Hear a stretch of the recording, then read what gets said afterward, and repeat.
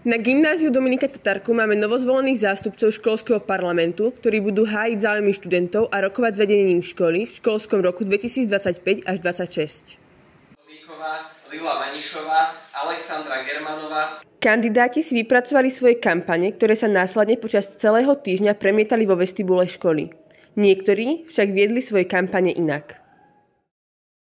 Kandidátov sme mali tento rok slušný počet, bolo ich okolo 20 a pri počte volenom, čiže 13, to je veľmi pekné číslo. Z čoho sme boli radi, že sa toľko kandidátov prihlásilo, že ľudia majú tú iniciatívu, že chcú byť súčasťou školského parlamentu. No, moja motivácia bola zlepšiť školské prostredie, vytvoriť nejaké nové akcie a pokračovať v robote alebo v práci, čo som robila aj minulý rok. Na prvom oficiálnom zasadnutí boli novozvoleným členom odovzdané osvedčenia o zvolení profesorkou Zuzanou Holincovou.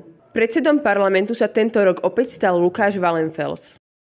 Tak som veľmi rád s tímom, ktorý sa vyskladal do nového školského roku a teda verím, že sa nám bude dariť aj naďalej robiť dobré akcie, zastupovať študentov a som naozaj rád, že máme aj nových členov a zároveň, že sme tam aj členovia, ktorí už sme boli, či už v parlamente minulý rok alebo predminulý, takže myslím si, že to je taká dobrá zmeska a že môžeme robiť dobré veci. Ako vnímaš novozvolený školský parlament?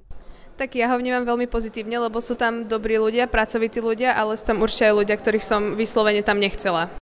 Pre TV Rozhľad Adela Božková.